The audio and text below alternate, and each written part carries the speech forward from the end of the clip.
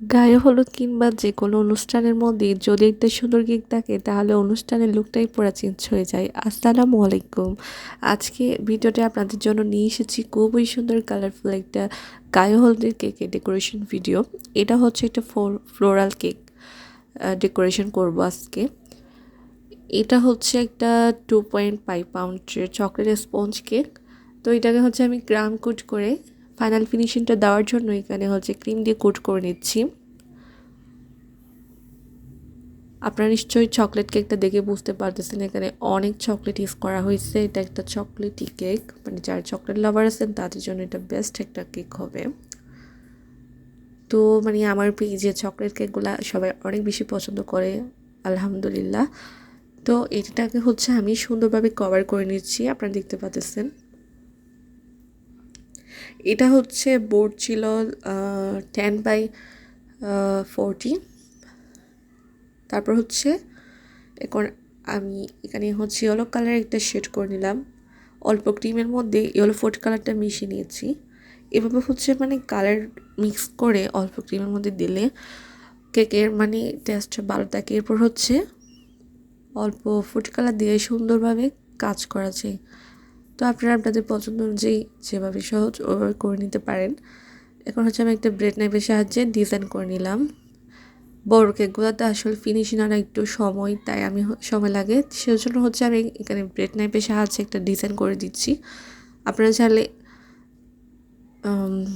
Plate নাইফের সাহায্যে কিংবা যে কোনোভাবে এটাকে ফিনিশিংয়ে নিয়ে তারপর হচ্ছে ডেকোরেশনটা করতে পারেন।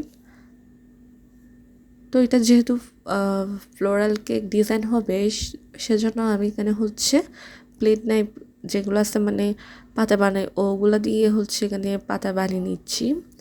তো আপনারা চাইলে হচ্ছে লিপ নজেল কিংবা রুস নজেল দিয়েও পাতা বানিয়ে নিতে পারেন। রুস নজেল দিয়ে পাতা বানালে অনেক বেশি সুন্দর লাগে আমার কাছে। ভিডিও আমার পেজে আসতে পেয়ে যাবেন আপনারা একটু দেখলেই। তো আমি এখানে হচ্ছে কেকের উপর 4 সাইডে দিয়ে দিয়েছি, সুন্দর লাগবে অনেক বেশি। তারপর হচ্ছে আমি এখানে হচ্ছে কিছু রোস্ট বানিয়ে নিয়েছি। তারপর এগুলো বসিয়ে দেওয়ার পর আমি হচ্ছে পার্পল কালারের কিছু রোস্ট বানিয়ে বসিয়ে দিব। এখন ফ্লাওয়ারগুলো দেখতে মানে একদম রিয়েল ফ্লাওয়ারের মতো লাগতেছিল, অনেক বেশি সুন্দর লাগতেছিল, একদম ফ্লোরাল টাইপের একটা কেক হয়েছে। গায়ে হলুদের মধ্যে এরকম মানে কালারফুল কেকগুলো দেখতে অনেক বেশি সুন্দর লাগে। গায়ে হলুদে হচ্ছে একটা কালারফুল মানে অনুষ্ঠান, আপনি যদি মানে কেকটা একটু কালারফুলভাবে ডেকোরেশন করেন তাহলে এটার অনুষ্ঠানের লুকটাই চেঞ্জ হয়ে যায়, মানে অনেক সুন্দর লাগে।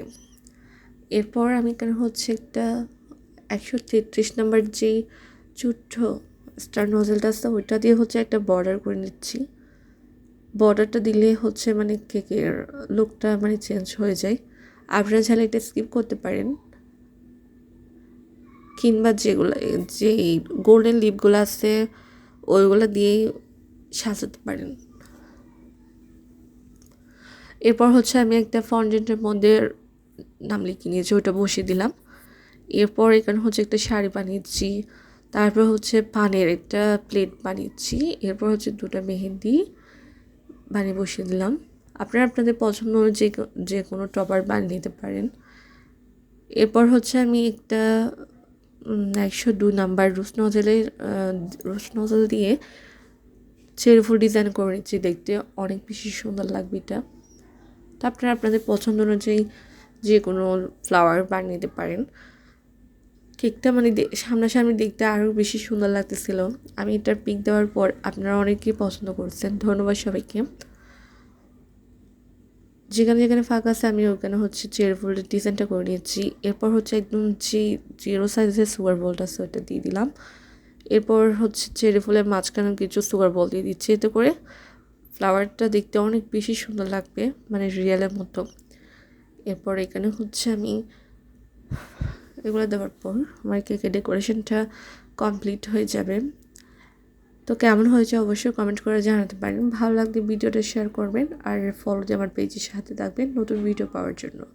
তো যারা হচ্ছে আমার পেজটাকে ফলো দিয়ে আমার পেজের সাথে আছেন সবাইকে অসংখ্য অসংখ্য ধন্যবাদ। আসসালামু আলাইকুম।